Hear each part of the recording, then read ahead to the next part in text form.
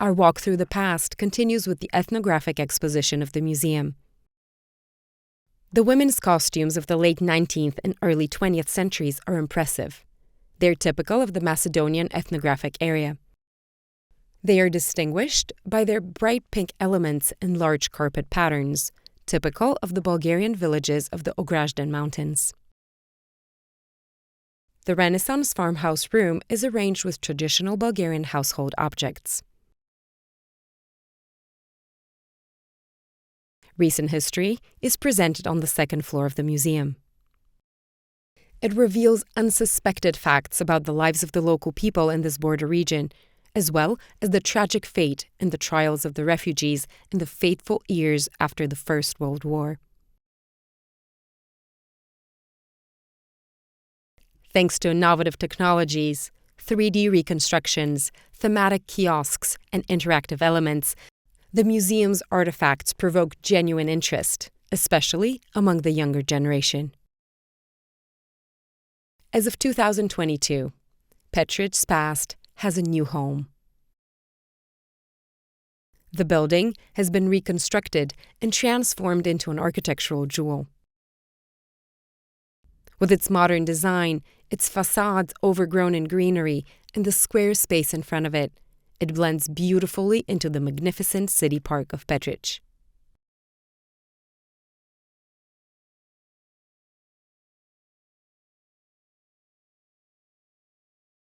At the foot of the Belasica mountain, just a few kilometers from Petrich, is the National Park Museum Samuil Fortress.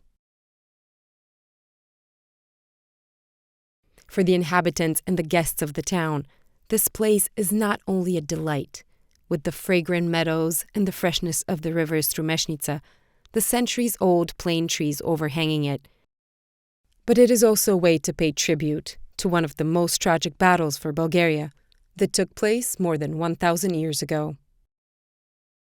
At the end of the 10th century, the first Bulgarian state was in a serious political crisis. Byzantium did not stop with its attempts to conquer it. The capital of Bulgaria was moved from Preslav to Ohrid, and King Samuil of the noble family of the Kumitopols took the lead. As part of his defense and offensive strategy, King Samuil built a complex defensive system of ditches and ramparts in the narrow valley between the Ograzden and Belasica mountains, and stationed his troops there. It is believed that Samuil himself inhabited the large dugout, and his soldiers were in the smaller dugouts, which have been restored based on the foundations discovered during the archaeological excavations. In the fateful year 1014, not far from the village of Cluj, one of the greatest military tragedies of the Middle Ages took place. The Bulgarian king planned a trap for the Byzantines, but the place became a trap for his own army. Devastated by the death of one of his closest men, the Byzantine Emperor Basil II ordered the captured Bulgarian army of nearly 15,000 to be blinded. One one-eyed leader was left for every 100 men. Because of this, Basil was named the Bulgar Slayer. The shocking sight of the blinded caravan of soldiers literally tore the king's heart to pieces. This act of anti-humanism is sealed in the memorial complex before which we bow today.